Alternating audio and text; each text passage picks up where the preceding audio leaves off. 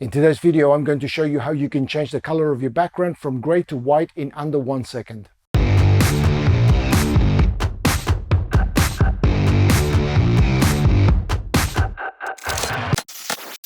Hey everyone, and welcome back to the channel. And if this is your first time here, my name is Dan Quintero and I'm a commercial photographer based in Sydney.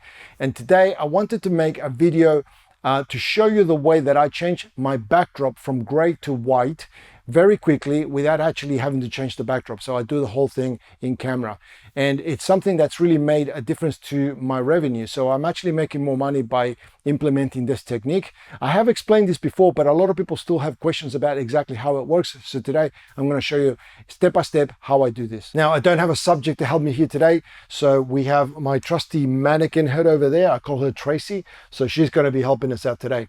I've also got a camera mounted here so you can see everything that's going on behind the screen. Now, this is not where I would normally have my camera mounted. I'll be normally much further back, but that's where I'm filming from at the moment. And so this way I've set it up so that you can actually just see what's going on in the camera and the effect that it's having on the backdrop. Okay, so I've got my lights set up the way that I would normally have them for a headshot photography session.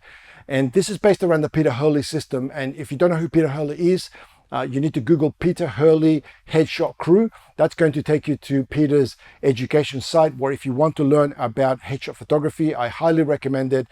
He knows everything that there is to know about headshot photography. So if you want to get into it, make sure you go check out his site.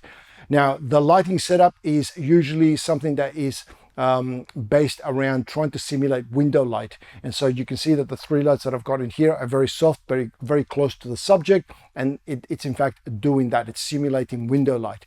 But what I want to point out to you is that there's a fourth light in here, which at the moment you can't see because it's too high. But what I want to do is I'm going to bring that down and I'm going to show you what this light is actually doing. So this is a strobe. See if you can see that there.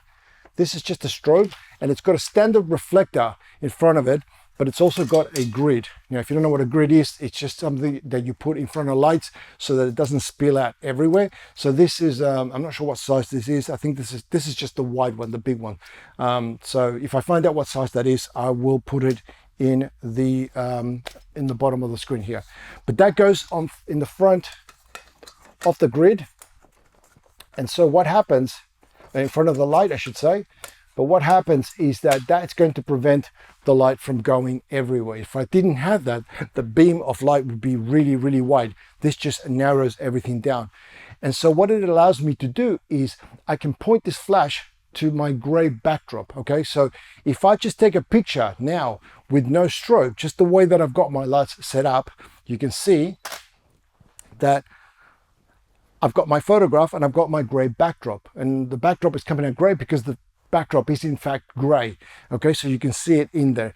But if I set up the light and I turn on my strobe, and let's put up the light now, and the way that I've got my strobe set up is that I've got it so it's above all of this lighting setup and it's pointed straight at the backdrop. But I'll just get this light back on there.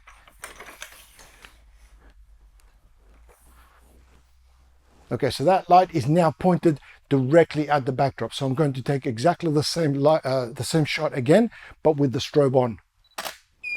And as you can see, we've got the photograph, but now the backdrop is white. So what we've got now is two photographs, one with a gray backdrop and one with a white backdrop. And we really didn't have to do anything complicated. All we had to do was switch off the trigger. The thing is that you could spend 1 or 2 seconds switching off the trigger, which means that your client or your subject is going to be moving. So you're not going to have exactly the same shot. So how do we get around this? Well, we're going to be using a limitation of strobes. So strobes have this thing called recycle time. And what that is the amount of time that it takes for it to be ready to fire again from the last time that fired. So you fire off one flash and then the capacitor's got to refill again before it's ready to fire off again. So if you try to take another shot before your strobe is ready, it simply won't fire. And so what they do is they put an audible beep in the strobe to let you know that it's ready. Let me show you what that sounds like.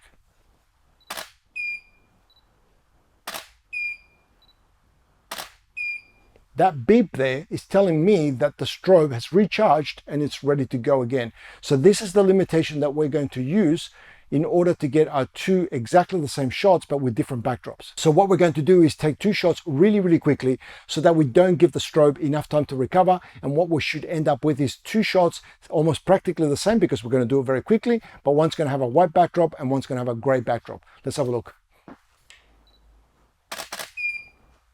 Okay, you might have heard that I've actually taken two shots, and as you can see, the last shot, because we didn't give the strobe enough time to recover, it's on a gray backdrop. It just didn't fire.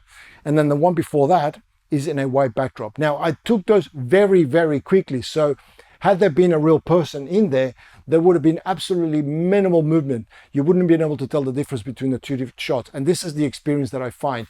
And it's made a massive difference to me when it comes to selection, the selection part of the process. When you're sitting down with a client and they're looking through all of the photos, they might come across one photo where they're looking really, really good, and they'll say something like, oh, I wish that was on a white backdrop. Well, now you have it. You have it on a white backdrop and you have it on a gray backdrop. So this slight change in the way that I do things has made a massive difference to my business. So when I implemented this a couple of years ago, my revenue went up at approximately 30%, and I've been able to maintain that ever since.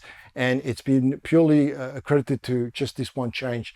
And so I used to do this the old-fashioned way. I used to grab a white backdrop and put that up, and then set up the lights again and all of that stuff. But that just, it's a tedious process. It takes a lot of time. And also you're breaking that rapport that you have with your client. Most of the people that I photograph are not comfortable in front of a camera. So once I get them in the zone, it's very difficult to have a sort of a break in the middle and then have to get them back into that zone again. So the less interruptions that you have, I think the better that it is. Anyway, I hope you found this video useful. If you did, please don't forget to click the like button. And if you want to support the channel, make sure that you subscribe to the channel. I make content like this every week to help you with your photography. So if you don't want to miss out on any of that, make sure that you click the subscribe button and the notification bell. That way you'll be notified when I upload more videos like this one. And if you have any questions, please make sure to leave them in the comment section below. That is the best place to get in touch with me. Otherwise, of course, you can reach me through any of the usual social media platforms, and you're going to find all the links in the description. Again, I hope you enjoyed this video. I hope you found it useful and that I answered all your questions. I want to thank you for watching, and I'll see you next time.